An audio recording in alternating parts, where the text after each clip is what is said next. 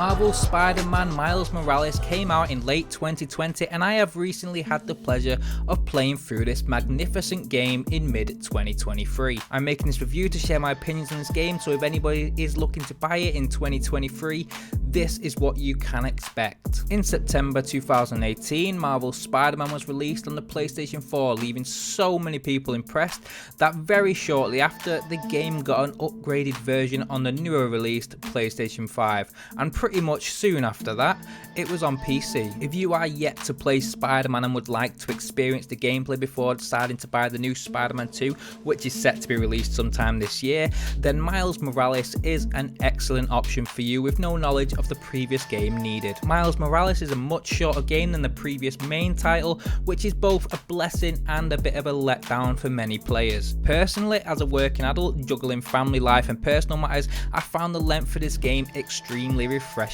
I completed the main story and all of the side quests within 17 hours of game time, which is a pretty nice change from many newer 40+ hour games. If you are looking just to complete the main story and do a few side quests, you're probably looking at around about 10 hours. I enjoyed this game so much that even after completion, I had to put in at least another 6 hours to go in the tedious process of trying to collect all of the achievements. If you are a bit of an achievement hunter and you want to get them all, it's a very realistic game to do so on. A lot of the side missions and little quests that you have to do to get this are very boring and repetitive, but they always seem to give you some form of reward at the end, whether it's something to unlock new abilities or whether it is a new suit. And new suits, they are pretty cool. I like all of the suits in this game and they are very well designed. The costumes vary from pretty cool to rather goofy, but to be honest, my personal favourite one was the Into Spider-Verse costume or the animated costume. It just looked so well, especially playing this game in 4K.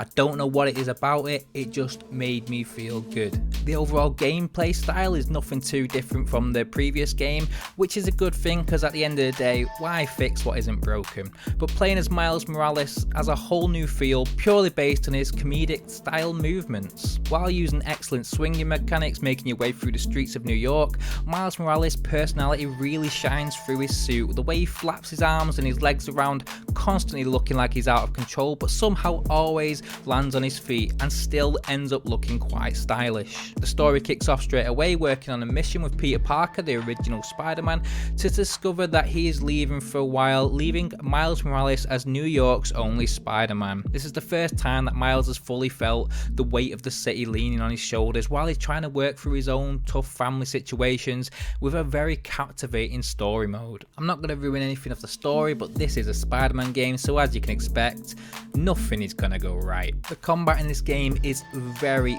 smooth and feels incredibly rewarding. Miles can use many objects in his surroundings as weapons to web sling them at enemies or straight up just give them a beating. Dodging and jumping around really brings you into an immersion of feeling like you are Spider-Man. To complement the fighting style, the player also unlocks a variety of gadgets such as web shooters, holo drones and remote mines. Normally on games I don't often use gadgets, which is pretty much the same in this case, apart from the holo drone was a very good distraction when being attacked by a large group of enemies, or the remote mine, which was absolutely excellent in the stealth mode. The stealth is a very welcome part of this game, which left me putting personal targets to myself to clear areas without being spotted.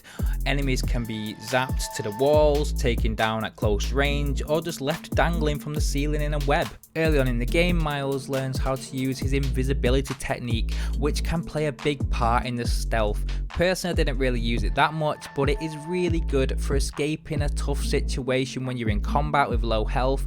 Go invisible and get out of there. Now the story of this game is its own thing, but it does feature some characters that we know and love from Spider-Man, such as Rhino, and a few features from Wilson Fisk and some other villains. Once you complete the main story, there is a New Game Plus mode, which is good, but it is also a little bit annoying if you are after all the achievements, because one of the achievements are complete the game on New Game Plus, and some of the upgrades that you need to unlock can only be done on New Game Plus. So if you want to get all the achievements, be prepared to do the game twice. If you're pretty much wondering why you should choose this game over the other Spider-Man, you don't have to. You can obviously get both of them, but I really like this game because 1, it's cheaper, 2, I like Miles, and it is based in the winter. It looks cool, it's very Christmassy. I really like this game. While making this review, I actually really struggled to find many negatives about this game, so for that reason I'm gonna full on give this a 9 out of 10, which is probably the highest score I've actually given a game since I've started doing reviews.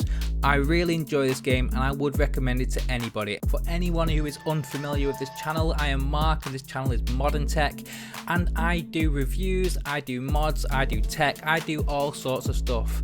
I try to help people as much as I possibly can, and I'm really trying to get YouTube monetized this year. So if you do like this video, please give it a like and consider a subscribe to my channel, because I am really trying to push YouTube, and with your help we can do it. So it's Mark from Modern Tech.